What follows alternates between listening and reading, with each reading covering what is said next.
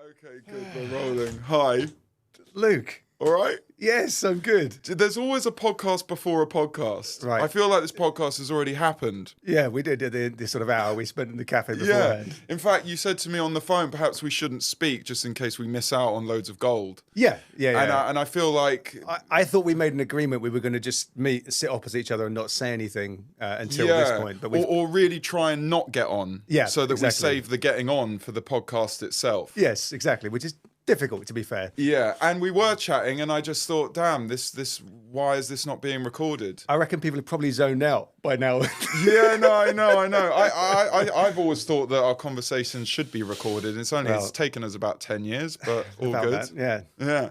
So we first met each other on tour, which is great way of explaining to people that I was a touring DJ for many years. Yes, you were. Yes. And still up for it. I'm not against it. So if anyone's looking... looking for... You know what, though? I have to say, because I know you still tour, like, I think touring in your 20s is such a great age to tour. Like, I don't like going to bed past midnight nowadays, unless I'm getting paid really well.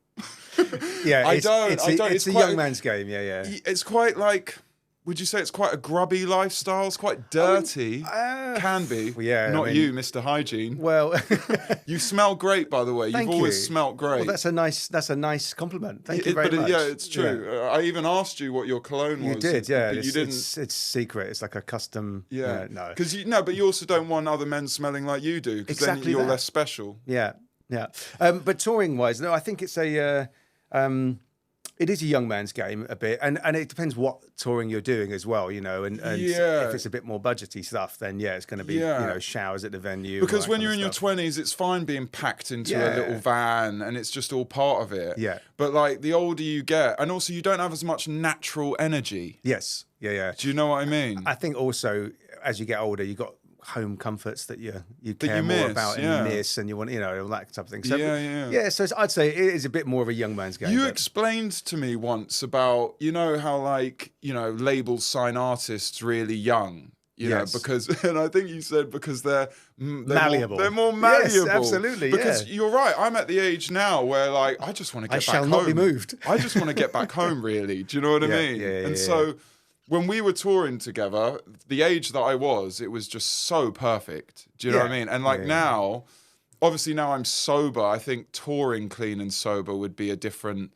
Like now, I would just be like wanting to do a little meditation and have some green tea. Well, this is it. That wasn't the way. No, very, very different days. Time. Yes, it was very different. Well, I think it's funny because, you're a bit more rock and roll, I suppose, when you're younger. And I think just lifestyle today, in where we are in, 2020s and that people are a bit more health conscious anyway. And even when we were touring, or when I've toured and, a bit younger and you want to get on it a bit more, I would still have kind of on days and off days. So I'd like to train on the on the off days. Well, I remember being quite disappointed because I was having an off day. Well, no, I was quite disappointed that I thought that this was going to be more rock and roll than it actually was. Right, the whole kind of, well, there's always a job the to Motley do. Crue days, and it'd gone more civilized, I think, than I had thought. And I was like, this ain't what I signed up for. Come on, guys.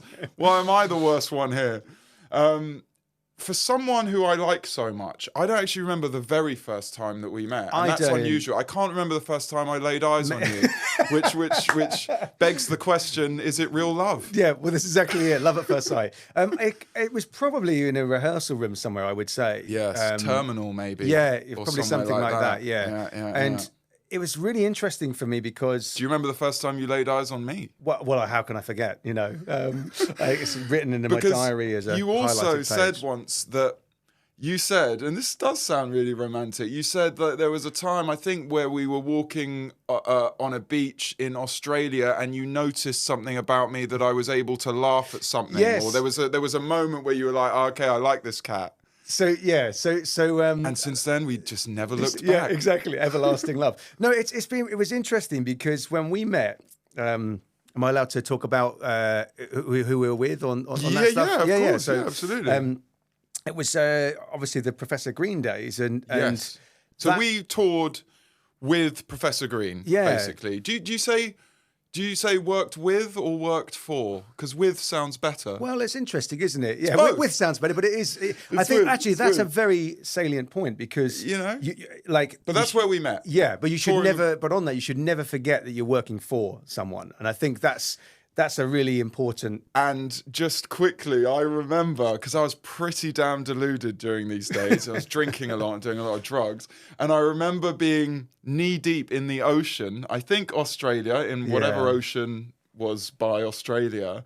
And I remember you saying, I think you should start viewing yourself more like a session musician. Yeah, or an employee. Or an employee. I think it was probably something like that. It's just like a really kind way of gently trying to steer this deluded guy into a more realistic direction. Well, because it was different for you though, because you had a slight artistic presence as well within the group, because you had a name, and within the genre of that music, the DJ is a. I was in my own bracket, really. You had a lyric in I believe in one of the songs as well. Oh yes.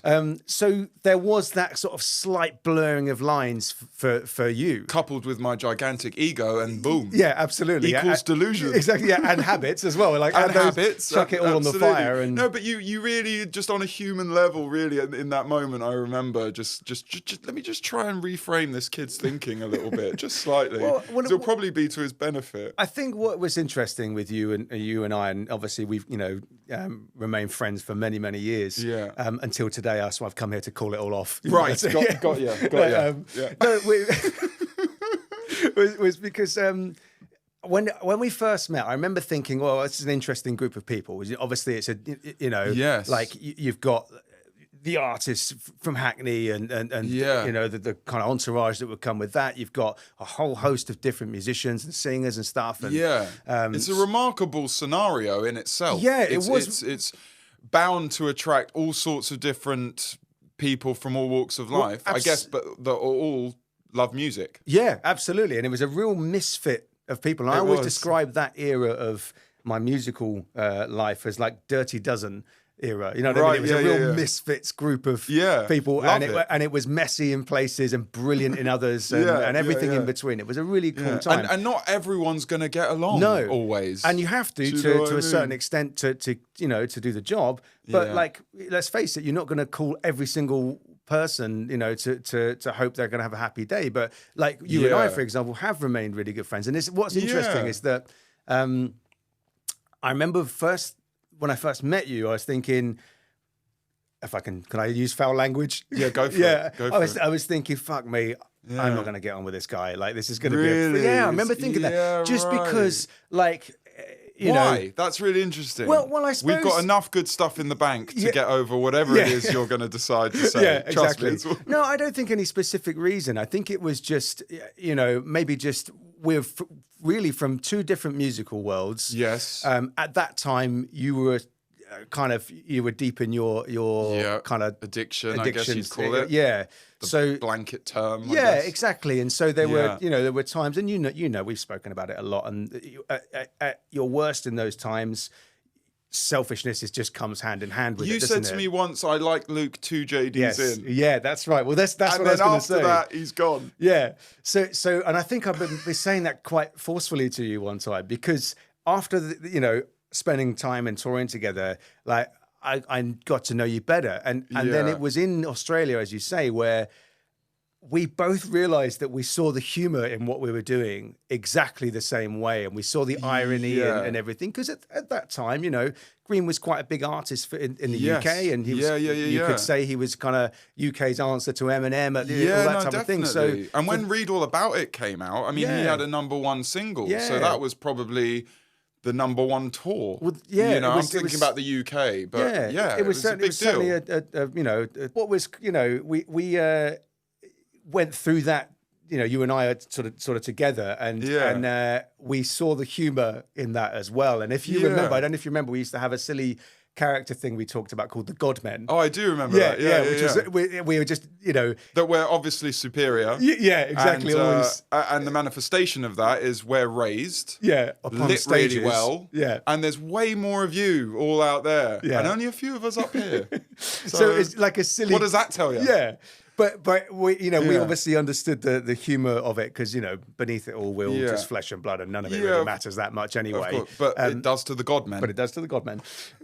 But they, at that point, we realized we saw life the same way as well. And I remember that beach sort of moment, and it was quite romantic, to be fair. It was on a beach. It was lovely. Do you know what I was thinking as well? Is that in any kind of job, say if you work in an office or whatever, and you share the same bit of carpet for 8 hours, not all of those people are going to become friends. Do you know what I mean? And what you said about the way that we met, and you kind of said just the mixed match of so many different people.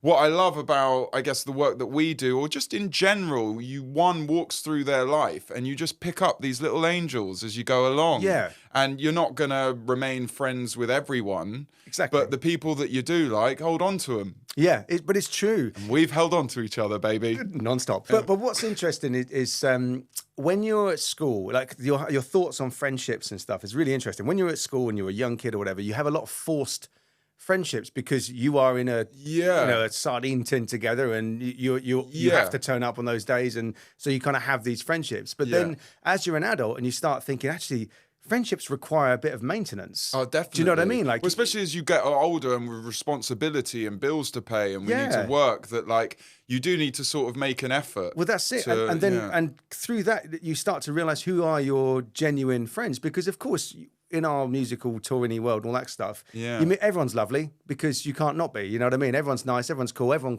cares about you and in that moment. Yeah. But then when the tour bus door closes for the last time, and how often are you calling up those guys and say, "How are you, man? You okay?" Yeah, not always that often. And it is a kind of natural thing. Like, I don't think I've never felt like someone's obligated to be my friend. Do you know what I mean?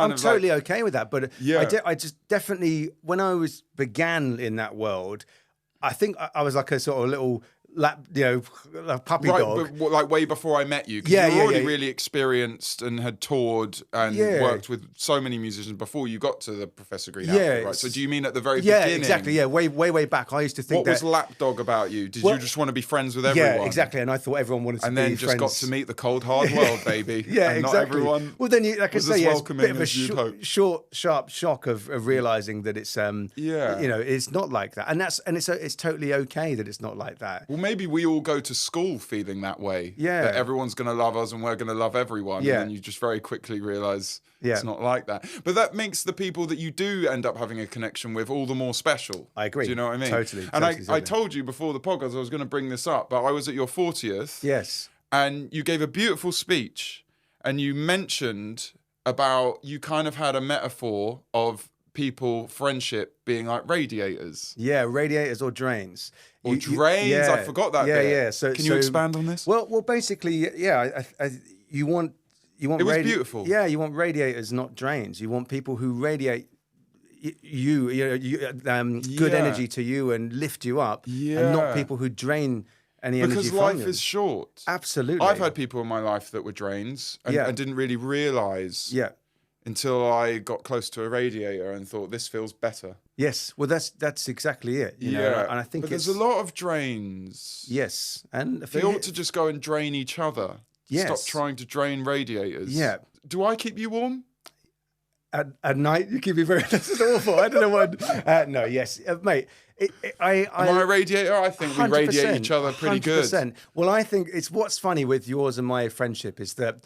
There's a large percentage of it that's based on our characters that we developed, which we said we're not going to talk about because they're quite they might be perhaps misunderstood. I mean, they're quite hard to explain because they've come out of real life. But just as a sideline, we could maybe not have a normal conversation for the best part of 4 or 5 months, and the only conversations would be in our various characters. So we don't really know how the other one's really doing. We don't actually know each other very well. But do you know what? On a deeper level, if we're sending each other lots of voice notes as these characters, I can kind of assume that you're doing all right. Yeah. Because if you were in a shit situation or not good, like we wouldn't be doing this. Yeah. So in a way, we kind of don't need to ask how each other are. Do you know what I mean? Yeah. But it is harder to sort of, what you said about friendships do take work, especially when you get older. Yeah. Because life is expensive and life is difficult and we have to work hard. And so... Well, also our phones, you know, when you were a kid, stuff. you're just about. You're just like, I'll just go and knock on my mate's door. Do you know what I mean? Well, so also, well done us. Well, I think also is that people, it's easy to get into that habit of going, well, I've just, it's my friend's post on socials, press like, that's enough of a... Done my job for today. And that's him watered. I've got a little thing that I try and do, at least, is whenever I think of someone, I call them. And just, you know what I mean? Just call them up. Because in that moment, like there's a nice little energy thing. It doesn't need to be any reason, even if it's just for a minute or something. Yeah, no, of course. Like that, and just to try and say, because it takes maintenance to not that it's a considered effort to maintain friendships, but it's just like sharing energy and that. And I think it's important anyway. No, I 100% agree with you. So like... back to me. No, I'm joking. I'm joking. But the touring itself and how we met, and I mean, how has that compared to? I mean, you did the Spice Girls reunion stadium tour. Yeah. Okay, so this ain't no O2 Academy. This is big stuff now. It was quite big, yeah. And I remember you told me once about. I mean, you strike a chord on that guitar, and it's going out to how many people? Was it 80,000, something like that? 90, if you're counting. Yeah. 87,654 if you're counting. When you were doing that, did you think that this was part of the plan? I mean, it's funny how work hard and be talented, but like not everyone ends up in a situation where they're playing at Wembley Stadium. Do you know what I mean? Do you know what's interesting with that one, right? Is that I think if you care about what you do and you worry, and there's always that part of you that has that imposter syndrome. You know what I mean? You sort of think, God, am I good enough? And a lot of the feeling you always felt, am I good enough? Do I deserve this, et cetera, et cetera? Yeah. And I never forget the answer to that question was the very first chord we played. That tour opened at Croke Park out in Ireland, and it was a big show. Yeah. And for a lot of different reasons. And the very first time, like the plectrum hit the strings, I remember thinking, yes, I got this. I'm completely worthy of it. Yeah. I am this good. Yes. And it's not arrogance. It's because I know I've done everything up until that point to be there. Yeah. You're supposed to be there. Yeah. With all everything that you've done prior. Yeah, exactly. And up until that, you say you're questioning yourself, oh my God. But then you just do it because you've done all the stuff before. And that's not, I say it's not an arrogance. It's like a surgeon. If a surgeon began operating going, oh, am I good enough to do this? Like opening up someone's brain. I fucking hope you are. Yeah. You better fucking be. Yeah. Do you know what I mean? So get your shit together and have that pathway so you're ready for that moment. And don't cut corners on the way, because then you might fuck up. Yeah. You will be found out. Usually I think it's the anticipation that is the nervy bit for me. Yeah. Like I always get a little bit nervous before this podcast, a little bit nervous before I DJ. Yeah. Like I always do. And the same thing was when I DJ. I'm just like, what the hell was I worried about? Like, as soon as I start, because then you're in control. But it's the anticipation bit that I don't like. But that's because you care. You know what I mean? If you didn't have that feeling of that worrying about those things, you don't care any longer. Yeah, and really the caring is why we get good at what we do in the first place. Correct. Yeah. Do you know what I mean? Yeah. So, yeah. And so what was it like on that tour? I was kind of disappointed you didn't bring a Spice Girl here today. They're all supposed to be come down. Every one of them, even Victoria, who wasn't on tour, said she was happy to. Yeah, I was hoping that you'd bring the Spice Girls. I'd sort of meet Victoria. Yeah. Then I'd get David Beckham on. Yeah. And then I've gone clear. Yeah. And then sky's the limit. That's it. Yeah. But. No, do you know what? It was really, really cool because for so many reasons, it was a real pleasure to do that. And I could talk forever about it, but that particular thing was cool because when I was in my teenage years working in fish and chip shops down in Swanage in Dorset, I would hear, it's obviously Spice Girls songs around that time, and that was the top of the pop stuff. Yeah. And I don't know if you remember, there's a lot of nylon string guitar stuff on it on those. I don't know what that means. Nylon string is it's more like a acoustic, acoustic, but it's more specific, more like a classical guitar or Spanish flamenco type thing. Yeah.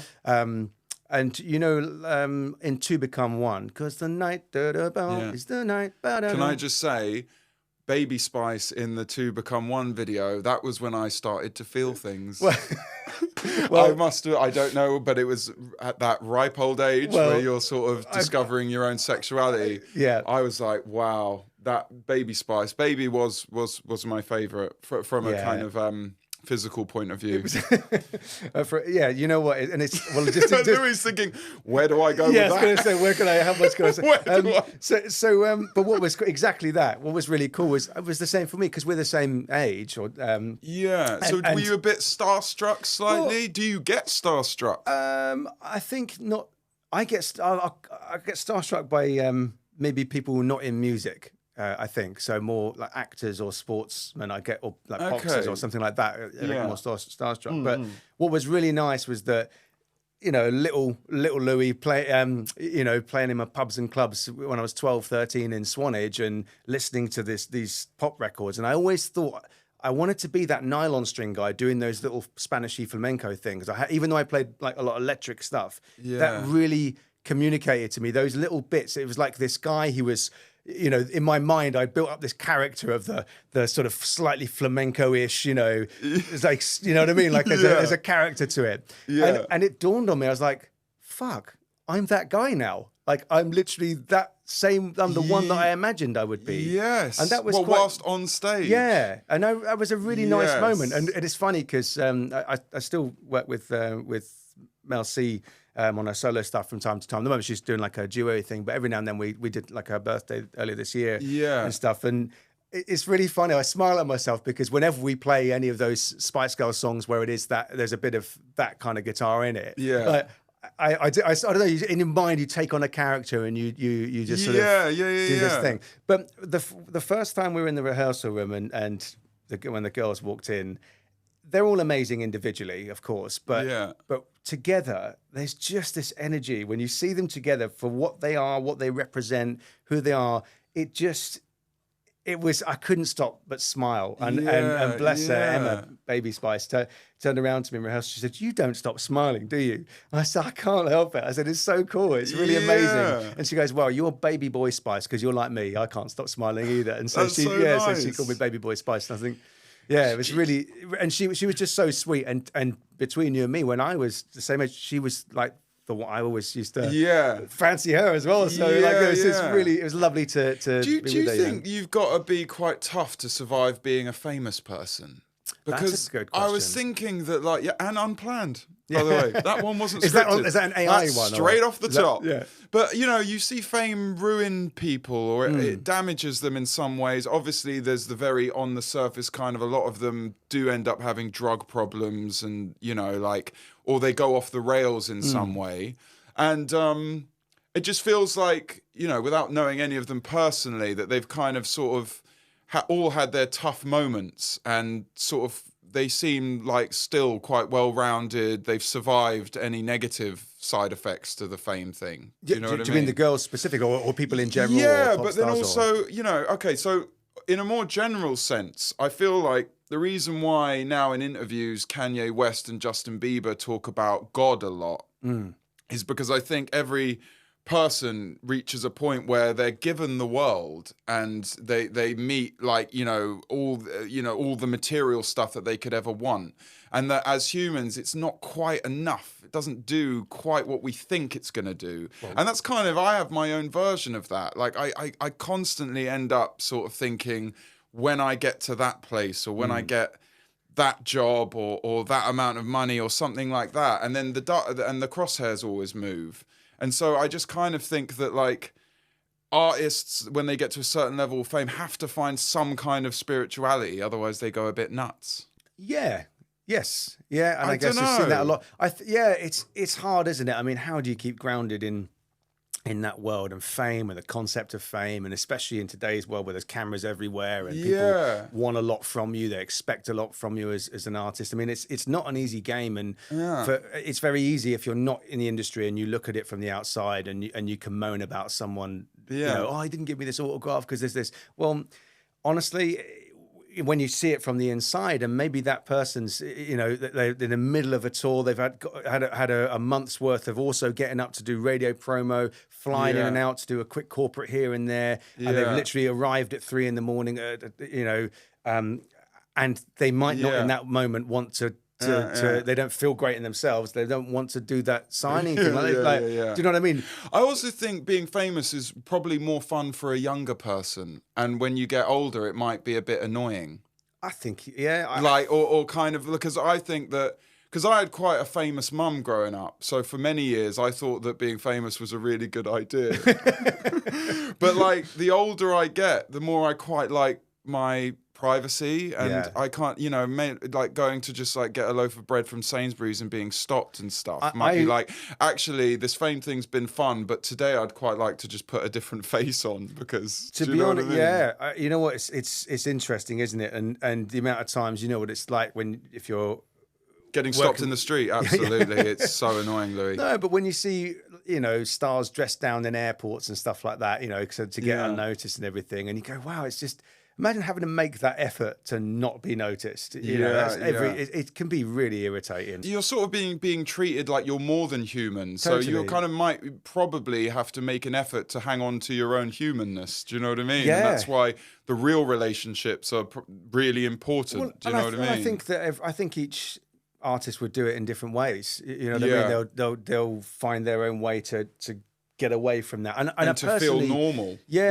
Personally, I think that in a weird way, it's acting in a strange way. Like you have to, and I think about this with megastars like Bono or something like that. That the moment he puts his sunglasses on and goes out on stage like that, he has to believe. There's a part of him that has to believe that he's some kind of deity. Because that's what the audience have come there for that. Yes. When he walks off and glass off and sit back and have a cup of tea, you can sort of leave it all there. And I think the ones that with longevity are able to switch it on when it's time and remember to be a human being when it's not. I was thinking of like a program could happen where like if there was like someone who was really famous and clearly you could see they were starting to lose their mind a little bit and get too lost in it, that they're made to look after an old lady in a nursing home once a week who has no idea who they are.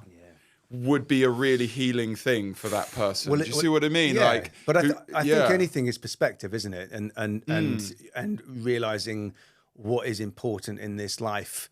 And in the world of entertainment, it's easy to get lost. And that's taken me a while. And actually, what I was thinking about you, Louis, is that really the main point of success for you, I think, is that you do what you love and you figured out a way of getting paid for it. Do you know? I mean, do you know what I mean? And I've always seen you as someone who just designs his life very well, because it's not really easy to design a life. I mean, my design was take drugs a lot. And that was my system for trying to get... You did really well at that. And that was my system for trying to maintain a happy life. And I was very wrong. But, and not to say that you haven't had your own struggles and trials and tribulations, but I feel like you're smarter than me, and I like people that are smarter than me. I don't think I could say that. I think you might be in the sense that like you've always, in general, seemed like quite a balanced individual. You've always kind of had a bit of exercise in your life. I feel like you figured out the important things quicker than I have. And so, I'm glad you didn't, because we got a lot of entertainment out of those days. The one coming to mind is Glastonbury. I'd never forget that Glastonbury. We played on the pyramid stage. We did, yeah. Like I just sidetracking on that. Sorry, mate. You're asking a very deep question. Yeah, let's go back to that. But tell me about what it was like with me at Glastonbury, because I don't remember a lot of it. It was so weird, during that time, like there were so many highs, obviously, but there were some terrible lows, and a lot of them I didn't want people to see. I know. As there was, there was light and there was dark, and But that's why, obviously, I didn't understand at the time that actually there was a bigger problem. It was neither did I. Neither did I. I could have done with looking around, going, no one's really up to what I'm up to. I remember sort of thinking at the time. Extremely. Well, I was thinking like he just indulges too much. I didn't understand that it's an actual. I remember being just another visceral moment where we were in Ibiza. It was the day after we were flying home. Yeah, I was sitting on the floor, and you said, "You are tramp fucked." Did I? I relay that story sometimes, and I thought I said something more eloquent. I definitely. No. Are you sure I didn't say something more eloquent? You're a tramp fuck, and that was because basically I was like, all that was missing probably was the cup. Yeah. Do you know what I mean? So, Luke, you know what? It's a really interesting point. I know we're laughing at it, and I think you have to laugh at things sometimes. Now that I've kind of survived it, and things are different now. Yeah. But it's dark, but you know when you're okay with things when you can see the humor in yes, it, exactly. Right? So, but that's a really interesting moment and I'll never forget it. The tramp fucked moment. The tramp fucked moment was really interesting because, and it stuck with me. And you asked about, I don't know, designing your life, all those things, or longevity, or trying to keep going, is because that moment, it really, although it was horrific for you, it kind of was It was normal at that point. Day to day. I was just regular day. For me, because you said something really poignant. You looked up at me, and I remember you looked up at me with these eyes like this, and you said, "I've got to change my life, man. I've got to change my life." Did I say that? Yeah. And I remember, and I remember because I had my fun in those years as well, but I always had I knew where my limit was to stuff, and I knew when it was my time to go to bed, and and I always used to say, if the subject of substances and stuff like that ever came out, I said, you guys do mine for me, because I was just not into that. It's not my world. Yeah. And I was like, okay. And that stayed with me. And whenever someone asks me about that side of the game and the job and everything, I sometimes talk about that story because I remember thinking exactly that. I've never been at a point where I've gone, I need to change my life. I've gone at that point where I've gone, my God, my head hurts. I'm screwed. I've had 1 hour's sleep. We've been on it for however, blah, blah, blah. Yeah. All I need to do is just go back, get some rest, recoup, and I'm okay. But you were in a really spiraling, dark place. And addiction sucks you up and swallows you whole. And I saw that. Man. It was not good. And like I say, naively, in that point we spoke about Australia, naively, I was just trying to say to you, look, man, 2 JDs, Luke, is nice. I love this one because you're funny and just cool and loose. Yeah. And then I knew that point where you'd go way down the rabbit hole with stuff, and then everything comes out. And, I don't remember that moment of looking up to you saying, I need to change my life, but that would just happen just over and over and over again.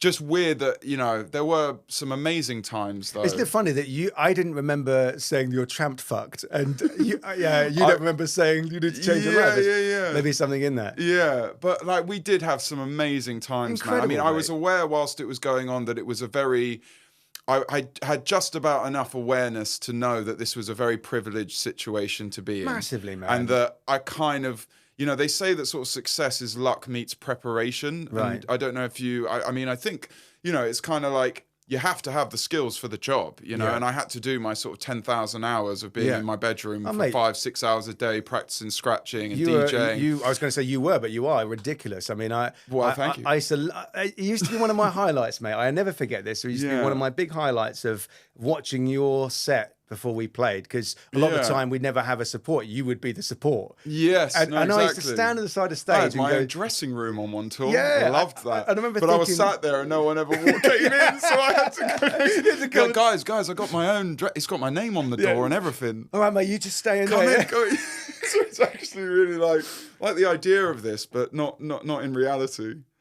Yeah, no, it was an amazing time. It was. We did Glastonbury Pyramid lucky. Stage. Australia stuff. We were very lucky, and I learned a lot too. I mean, I loved it on a musical level because guitars aren't really known in that kind of genre of music, grime. Yeah, and I was quite lucky around that time. I ended up working with grime artists and with drum and bass artists. I did some stuff with Goldie, right? And it was just I really liked being versatile and well, you are really versatile, and you've kind of walked into so many different scenarios of what was being asked of you musically that you just you have had to learn how to adapt and play almost every kind of style, right? I was yeah. So it was really interesting. A great teacher of mine once said to me, he just said, "Say yes to everything and figure out how to do it later."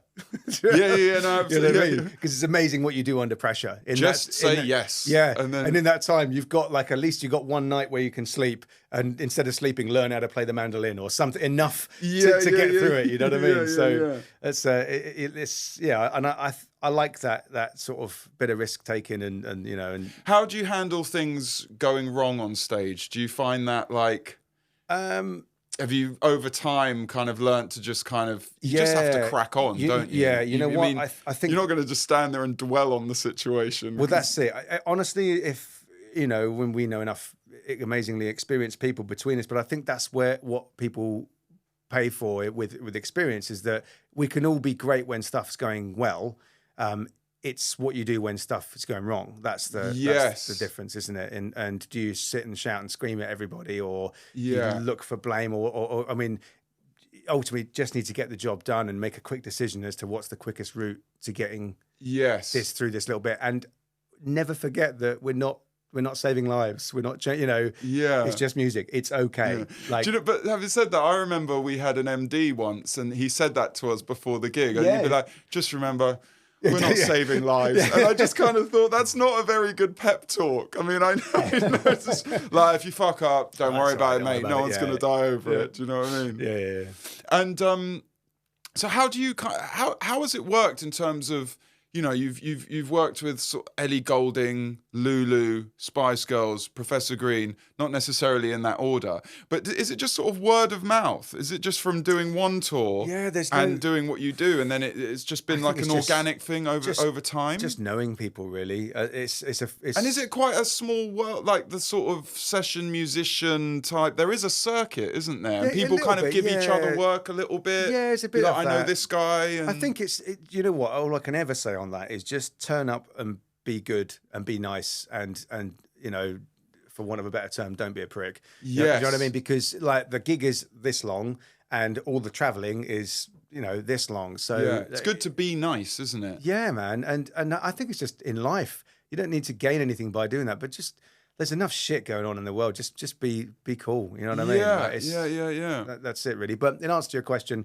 I think just knowing people and hopefully doing a good job in one place then leads to something else. And you just hope that you're on someone's mind when they go, oh, we need this kind of, you know, player, whatever it is, you know. So I wanted to go back to a question that I'm not sure I let you answer. Okay. But like, what do you think, what's become important to you now after, you know, where you are at in your life in terms of that surmounts to your own happiness? Because for me, something I caught on to late was exercise. Yeah. Oh my God. I mean, I feel like a different person, you know, like I've really in the last year and a half prioritized my nutrition and exercise. Yeah. And that's another thing that, you know, and then also having loving people in your life, like you said, the Radiators and stuff like that. What do you do you think to keep to keep yourself? Well, my hobby is it's like a martial art called Krav Maga, which I've done that for a long time. Yeah, very important to be able to defend yourself in this life. Yeah, I mean, just on a primal level, and to also perhaps protect the one that you love. 100%. It's actually a really important thing, 100%. And I've been thinking about this, and like I mainly go to the gym really because of my mental health and what it does. It like clears the mind. If I work out in the morning, I am just calm. Yeah. But I think it's good to be strong, and it's good to be able to, and that's connected to what you're speaking about because it's about self-defense, right? Massively, yeah. Well, that particular art is exactly that. You know, it's a self-defense. It's not a competitive sport, so it's not like boxing or MMA or something where there's, you know, points and rounds and stuff to be had. It's purely like a self-defense system. Yeah. But it's really interesting. I think it just puts your mind in a good place, and it's just good for your mental well-being as well. And it's not about initiating contact with people and trying to, you know, start fights here and there. It's actually the opposite. And I think the more you learn, the more you realize and the more you think, actually, I don't want to be involved in this stuff. Do you know what I mean? In reality. And so in a weird way, you find that as your confidence builds, maybe you'll have a better standing point and confident point to talk yourself out of a situation. Because you're also thinking I could destroy this man. No, I'm joking. Not in that way, but at least you've got something in the locker to do. Yes, because I also think as things get more and more digital in this world and more like it's just good just on a primal level to be able to defend yourself. You know what? There's nothing better if someone is feeling low or maybe they've had an injury or something horrible in their life or whatever. honestly, man, take someone out on the pads, get them to hit some things. There is, and primeval is the word. You know, there's something Neanderthal about hitting things. You know what I mean? Yeah. That feels good. Yeah, it feels good. And that's fine. Yeah, that's totally fine. And you know, we are like, that is in our nature on some level. I'm not condoning go out and just hit people, but there's something that's really nice. It's good to have an outlet for it, or for it to be practiced without harming others. Exactly, because it's better to do that. Because if you don't, you might end up harming others, because it needs to come out one way or another. But it's great, and I love that. It's brought a lot in my life, that, and still continues to do so. And weren't you in Thailand the other day? Tell me about that. What was Thailand like? Amazing. I'm not a huge Muay Thai guy. I just happened to, there was a gym right next to where we are, where we stayed, on Koh Samui, and I just thought, oh great, I want to go and have a little see how, you know, a session there. And then that just turned into a nice week worth of solid training. And that's great. bless her, my missus was asleep while I was up early in the morning, go out to do that. But I really enjoy it, and the martial arts world is really cool because the mindset is brilliant when taught properly, or when you're around people that have the right vibe for it. It's just this brilliant mutual respect. And the best metaphor for it is that how many times do you see two boxers in a ring or two fighters in a ring? They're fighting, and then at the end they hug each other. You know what I mean? That's beautiful. Yeah. Because it's not born out of hatred. It's actually your biggest enemy is sort of yourself, and you're only ever really challenging yourself through those things. And you learn all that kind of stuff as you do it. So I recommend it for everybody personally. Yeah, and I think it's like you sort of know how to remain playful in your own life. And I think 100%. that, you know, you're in Thailand. Oh, let me try this. It just makes me realize, like, I have to do so much work in my recovery to be on that level, to be playful and pick up different things and stuff like that. And it just does make me reflect on like how much addiction fucks a person. And really, like, I do all this kind of like work backstage so that I can also just kind of do stuff like that and remain playful and pick different things up and try different things. And it's just that one thing that I've noticed about you is that, like, just being able to kind of try different things, be open to everything, do it all. You know, it doesn't matter if you're not great at it, just do it, you know. And it's also healthy for me to have friends outside of recovery, because we're all fucking nuts, so it's quite nice to also feel like I'm out here in the world connecting with non-addicts. But well, never grow old, I think, is the other thing. Yes, because it's really funny when you see people that, you know, go, oh no, I can't. You find reasons to not do stuff. No, find reasons to do stuff. Like, absolutely. Just do it, you know. And you find things about yourself and learn stuff. And, you know, it's only ever you that stops yourself doing things. And life is short. Massively. And no one really cares that much about you. And I don't believe in an afterlife, sadly. No, I think you lights off. You don't know you're dead. Literally, that's it. Boom. Well, yeah, and that's that whole thing of like, well, what was it like for the billions of years before you got here? True. Yeah. It was just darkness. Do you know what I mean? Yeah, it's funny. I'm not religious, but I think I'm spiritual to some degree, and I believe in some kind of energy or spirit. I can't really define it. I think this is going to be the only conscious time, personally. I mean, no one ever really fully knows. Do you know what I mean? Yeah. But I think that's maybe what makes life so special, is that you can't live it again. Yeah. Do you see what I mean? Yeah. Which is why just attack the day, and mate, you, sir, are living well. I try to. You know, maybe it's all a facade, mate. No, I try to. Look to me like I'm not sure if I do.